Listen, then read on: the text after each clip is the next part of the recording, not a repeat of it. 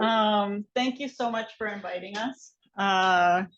We're Miho and Angela, and today we'd like to present some of our research on climate adaptation of ground floors, and make a note that some of this research was conducted jointly with Kairos Shen, who's at the MIT Center for Real Estate. Right, so late November last fall, a few of us were walking through the edges of a large-scale development in East Boston, Clipper Ship Wharf. Nick Eisling, the developer at Lend Lease, kindly shows us around this high-end, largely unaffordable residential development, lauded to be climate resilient.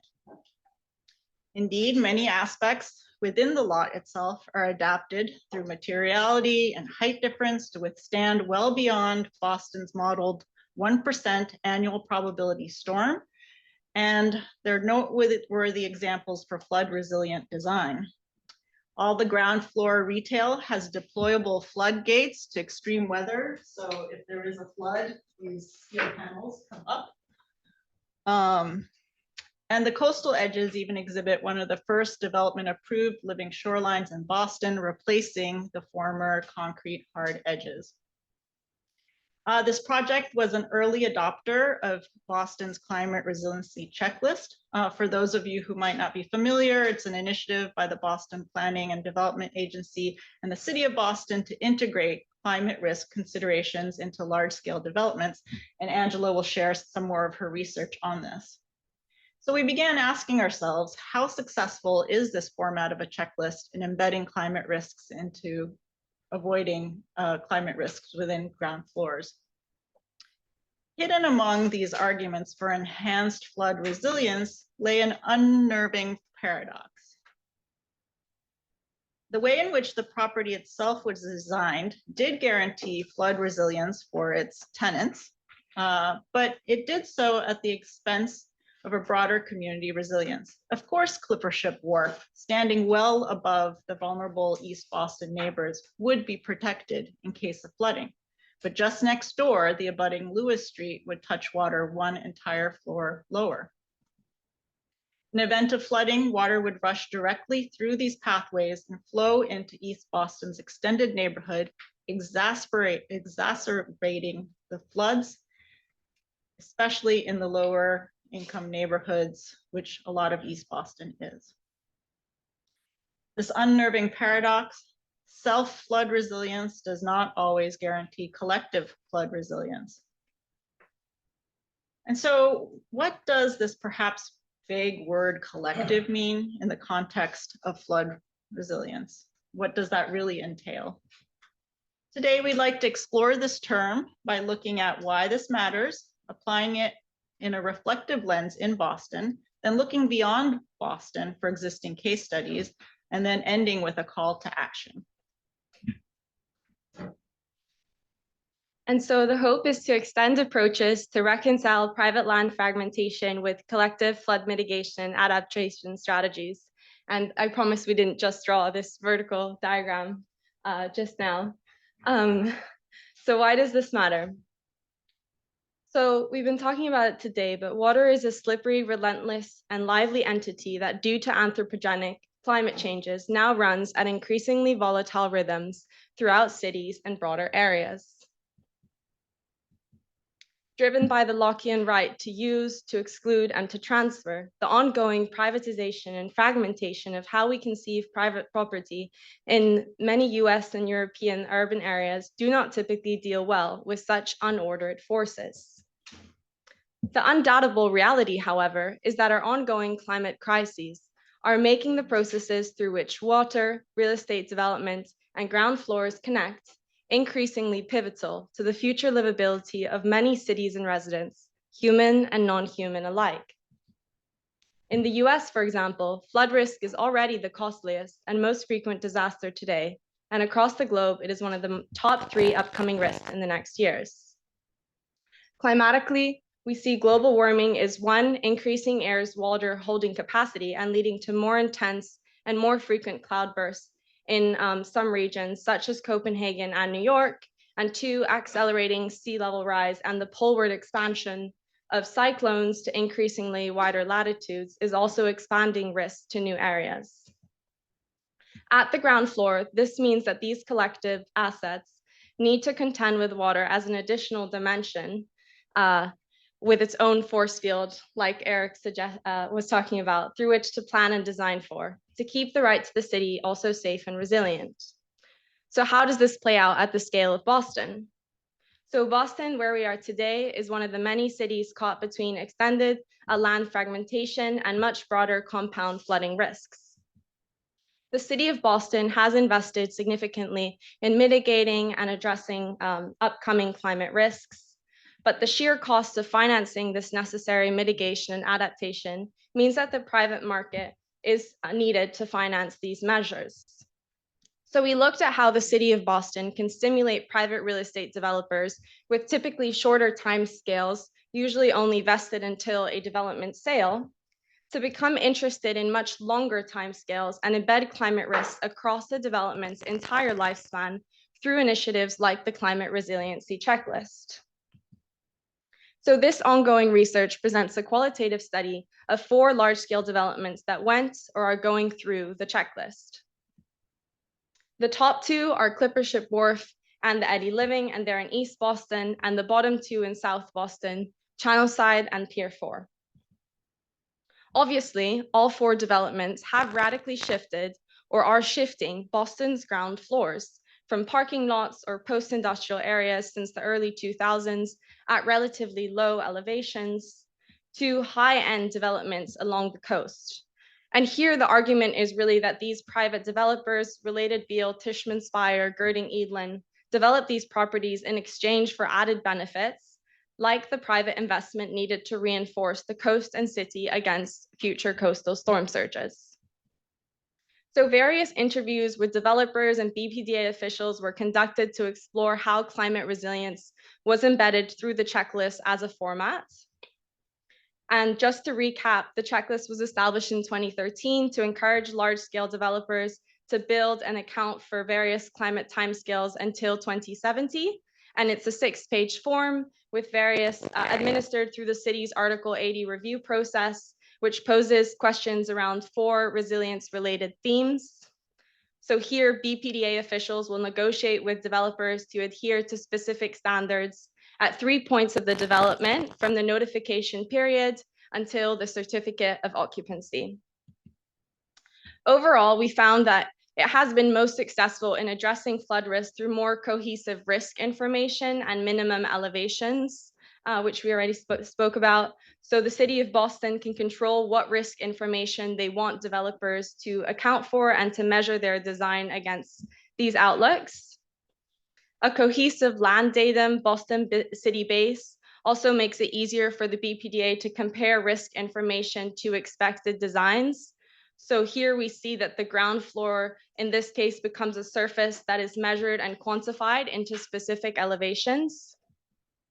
However, since the checklists are within this Article 80 review process and operate on a parcel by parcel basis, it does remain hard to connect development projects to neighboring lots, as we saw with Clippership Wharf.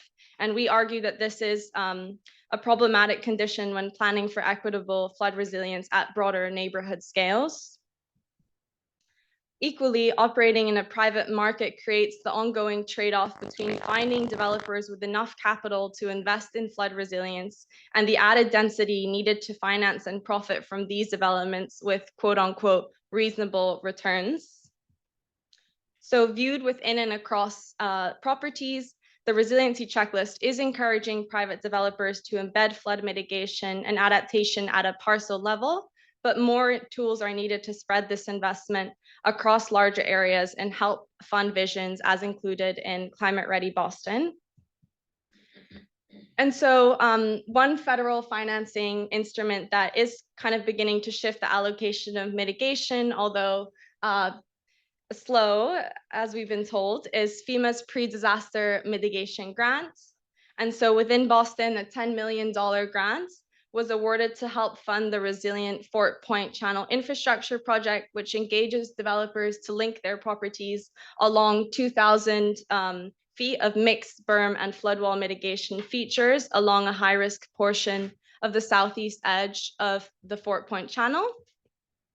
And so for channel side, one of the developers and developments that we looked at, the developer-related bill is forced now to connect their property through a neighboring tidal gate. And so here the PDM grant is becoming an opportunity to engage these kind of cross-property linkages and to extend privatized land interests to benefit the broader Fort Point community behind. And so kind of coming back to the opening, given the expanded nature of water as this boundless force, more tools are kind of needed to extend the continuity of flood resilience across lots. And so the next section applies a projective lens and asks how can design and regulations help stitch together fragmented land parcels in dense urban areas for improved collective flood resilience. And here collecting is divided into two junctures at broader scales to push ground floors down and to gather water, and to push ground floors up and to gather people. So we're going to go through a couple case studies of how the urban ground floor here takes on expanded climatic responsibilities. So standing between streets and resident buildings at lower elevations, the first two examples display tactical renovations of urban areas in Copenhagen driven by public investment that use open space for gathering water across properties. The first is the renovation of Enghaveparken, which is one of the largest climate change adaptation projects to be completed in Copenhagen before 2035. So following a 1,000-year cloudburst event in 2011, where over 15 centimeters of rain fell in under 2 hours, the historic Enghaveparken, designed in the 1920s, was identified as a low sensitivity area that could be adapted for extreme rainfall events. And so as shown above, the Danish urban design firm Rez de Ville opted to preserve the park's rectilinear forms, but embedded dual use functions to prepare the park for 3 different rain conditions. So in regular conditions, rainwater is collected through a central drainage system, saving the municipality up to 1 million liters of clean drinking water every year. In 10-year rain events, different areas of the park, such as the multi-pitch, offer additional retention. And in the event of a 1% annual probability event, integrated levees along the park's boundaries can be closed and the park filled with much larger amounts of stormwater runoff.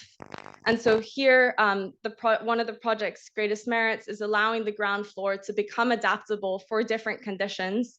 And the collective nature of this intervention helps protect not only one private property owner, but the district of Vesterbro at large. And so the second example is at a much smaller scale, Climate Tile, which explores how the typical conception of impermeable ground floor materialities may be redesigned to become hidden sinks. And here, in the collaboration with the engineering firm ACO, Rez de Ville proposed a 50-meter pilot project that built its climate tiles outside the local cafe Heimdalsgade 22. And engineers and public works employees dug up a part of the road, installed these modular storm bricks. It's obviously very time and money intensive, and repaved the street with these semi-permeable tiles. And after the first year, monitoring revealed that these tiles retained approximately 30% of annual precipitation from the direct area, and noted a 40% increase in revenue for the cafe as well. And so operating underground at the small scale, the Rez de Ville here is extended through this kind of double layer to offer water retention at tactical locations. So the next part is talking about gathering people. Water must flow across cities and find appropriate drainage basins, but people must also equally find elevated grounds, evacuate safely, and travel distances during such events.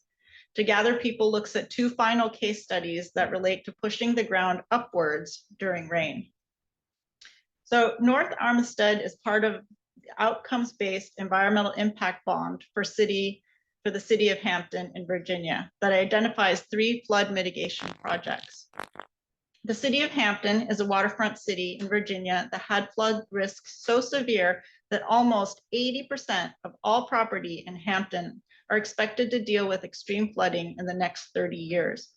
The City Council issued a $12 million environmental impact bond to fund 3 main stormwater management projects across the city located in lower income areas. As opposed to merely measuring financial indicators, EIBs are innovatively structured bonds that typically tie the returns to environmental or social benefits. In this case, the cost was tied and analyzed in relationship to water. As a major thoroughfare for residents and commuters, raising the North Armistead Avenue is one of 3 projects to be completed by 2027, which aims to alleviate existing annual rainfall by offering lengthy retention areas and by helping residents by pushing the ground floor up, elevating the road for protection for evacuation routes and the critical safety of its citizens. Due to the city's relatively strained economic resources, the environmental impact bond is a creative economic vehicle to help implement this project.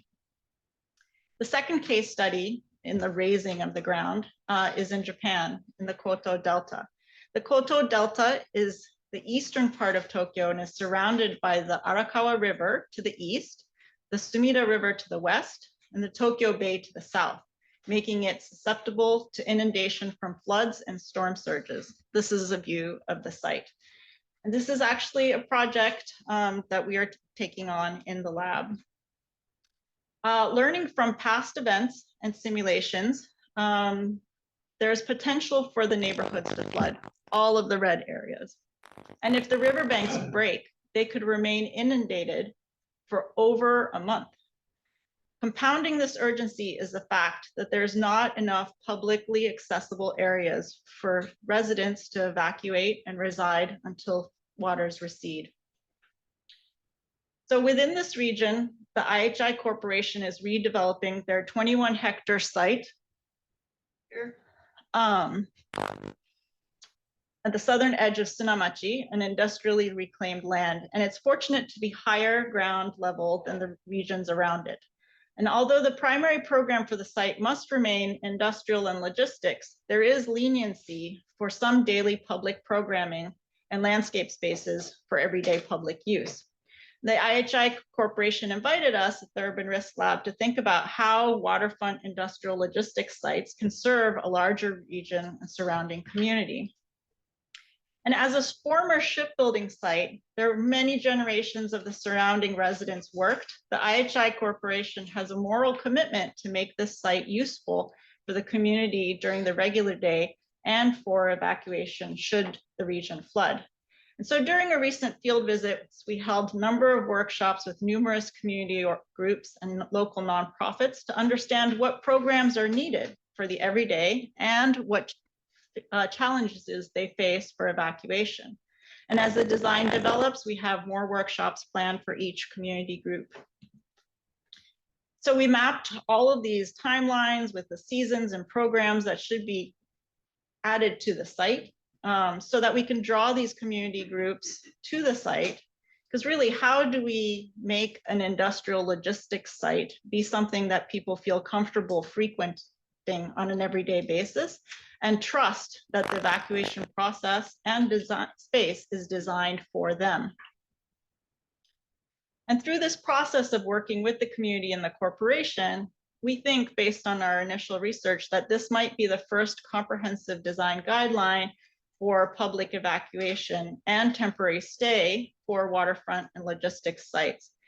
And just show this snippet, but there's various stages of evacuation within this, where if the parks are flooded on the ground floor, then the roof becomes the new ground floor. And so our projects really tries to connect these 4 interlocking concepts of connectivity, and the emergency connector being one of these large ones. And ultimately, the site will end up being sold off in partials to different constituents, but with the design guidelines that we're building in, we want to make sure that there is this connectivity and that all of the sites are being used for evacuation for residents. So hopefully this ongoing analysis of climate resiliency checklist that Angela talked about shows how regulatory formats can help shift vested development interests and how to tackle the bias of certain types of parcel level thinking, and how possibly an improved format of the Boston's climate resiliency checklist could work to build connections between parcels and be a negotiating platform to protect all residents, not only the wealthy. And hopefully federal grants like the FEMA PMA or the municipality issued environmental impact bonds can become tools for helping cities finance complex programs where traditional sources of financing may be harder to access. And hopefully these types of creative funds will grow and the number of options of them will grow. So ultimately, the goal of this ongoing research is to consider multiple scales, seemingly small interventions at the construction material level or the sidewalk level, larger parks as retention ponds, street networks for safe high ground evacuation, and even large waterfront properties, unexpected partners for evacuation, for refuge and temporary living during times of crisis. We need to extend this thinking of cross-property linkages to encourage further research and tools to help reconciliate flood resilient design amongst privatized land and fragmentation in many more scales. So looking forward to a world of uncertain climate risk, the harsh reality is that the threat of unprecedented flooding is so serious that it's uncertain if the solutionability of climate mitigation and adaptation will be able to withstand the brutality of Earth's forces. But we're optimistic. And perhaps the reference to Lefebvre's right to the city can be extended to today's climatic regime to question and expand upon the right to safety in more unpredictable times. And whose responsibility is it? I would say everyone, from national and local governments to developers, to shipbuilding industrial companies, and to residents who can participate in workshops, share their knowledge and their aspirations. Whether we pull the urban ground floor down to collect water to protect neighborhoods, or push the urban ground floor up to create a safe haven for collecting residents, or developing new ways for connecting parcels and flood mitigation, the Rez de Ville is this line for exploration. Ground floors are our collective assets, and we need to embed more forms of continuity for climate justice through cities.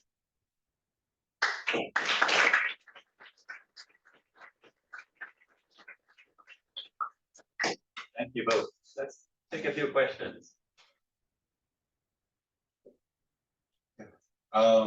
So earlier today, I asked Eric about the impact of opportunity zones coming out of the Tax Cuts and Jobs Act of 2017. It's perhaps like one tool to drive private development towards these resilience efforts, but in a way, it also kind of empowers private developers to sort of outvote residents in terms of like what the city is going to look like in terms of development for these resilience efforts. So yeah, I'm just kind of curious as if that has come into consideration. What is your insight? Because I'm really trying to grapple with that. Yeah, I think what you're describing is very similar to what we were witnessing along the East Boston coast and many of the other privatized developments within Boston. And so we're hopeful that, so the climate checklist is a process where when developers apply, even before like designs are completed, they have to go through and negotiate. And we're hoping that this process will extend to include this larger neighborhood consideration rather than everybody just building their own castle. And so similarly, what you're describing about those funding opportunities and the leverage that developers get, we're hoping that empowering and adding to this checklist will create this negotiation to happen. Thank you so much for the presentation. It was really interesting a really important topic. I believe. I'm curious to how you deal with the kind of subsurface. So for instance, soil has become like something very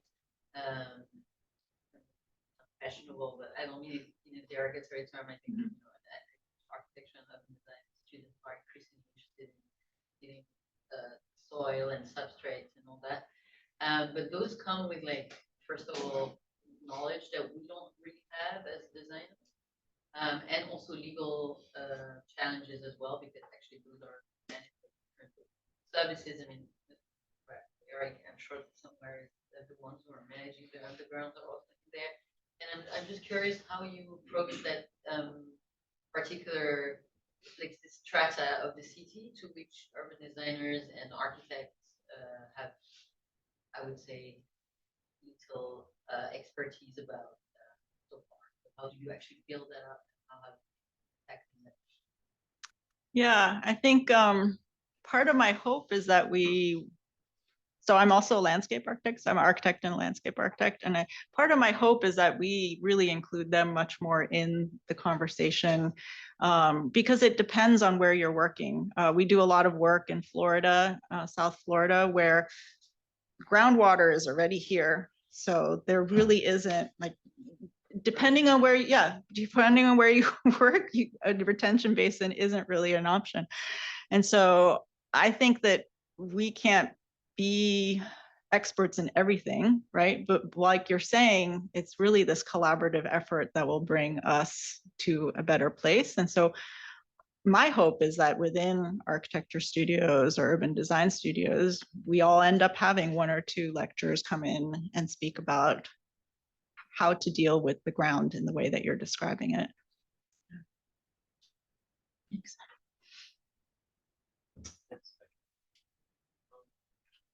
So thanks for the presentation. Yeah, I'm biased, but I nothing like this. So I think from my experience with some POs who are actually invested in resilience development, they're actually very much against the idea of having developers paying for resilience because they always feel that they will allocate only a small amount of money to obviously adaptation, but the other things, well, the other revenues will basically go to the development. So in a way, adaptation actually makes things much more expensive. I think it also speaks to a bigger, more critical question of what you mentioned about collective adaptation. So how big is that collective? I mean, if it's too big, I think it's also unfair for the developer to take everything. And if it's small, as we said,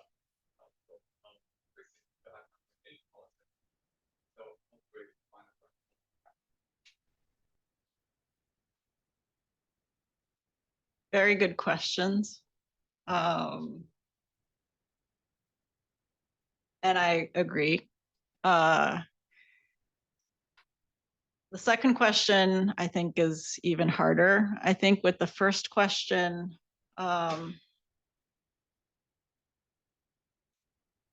so I think before starting this research, all of our work in the lab has been on the NGO side and the community side. And then realizing, well, we can be the squeaky wheel, we can, advocate and complain, but there's such a large piece of development that happens without our influence, right? No matter how much we talk about it. And so a large piece of tackling this research was almost a way to get into the belly of the beast and understanding the system to see where, if there are any levers. And I think that's where we came across the checklist and where does this negotiation process take us. I do think that governments can't pay for everything, right? And there's so many places where there actually have been some good projects that come out of this public and private relationship. It's not the answer to everything, and it certainly does a lot more damage in most places than good. But given that, yeah, I don't, you know, I think that they're relying on the government to try to take care of everything also isn't going to help us with the gravity of the issues that we have in front of us. One more question.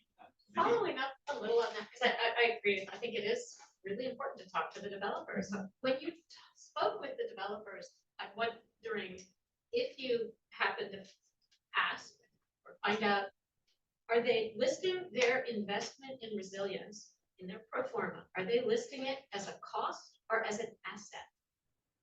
And that sometimes can really change, I think, the question. If they are seeing it as a long-term asset that will help increase the value of their property and not just seeing it as a cost.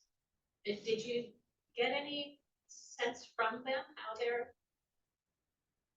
actually accounting in their own accounting and loans from the banks and all the, you know, the real estate world?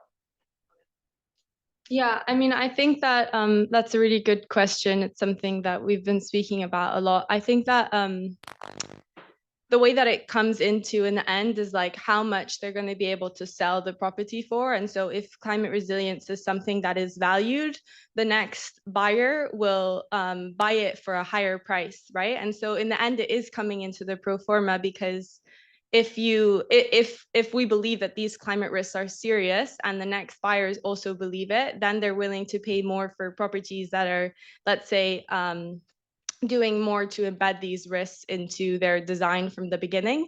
But that isn't always the case. There are people at the moment that obviously don't believe or don't see the climate risks as a serious issue. And so this is how it's something that is still extremely difficult. So it's hard to say it's as a cost or as an asset, because it depends kind of on the value that you're placing for these risks. Does that kind of answer your question? It's just whether Yeah. your conversations with them, yeah. Yeah. Half of them are pro doing it. I mean, obviously the folks you're talking to, it sounds like are thinking it's benefits. But Yeah, I think in Boston, everyone was receptive, especially with the checklist that has been in place for a while. But this is just our conversation. And public opinion's starting to change too, right? Where now when you look for a house, there's always the climate risks in there. And so I think that the public sort of purchasing power can also flip the conversation. But then again, it also leans only on people who can afford to buy homes. And yeah. Yes.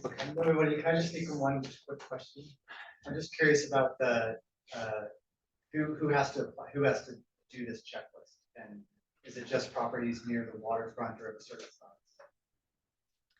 size? It's every property over 20,000 square feet in Boston. So it's all the properties that are going through the Article 80 process, because the checklist also has different factors. So like extreme heat and other resilience related themes. And so then if you're not in, for example, like a high risk area, then you won't have to fill out like some of the sea level rise questions. Does that make sense? Thank you both.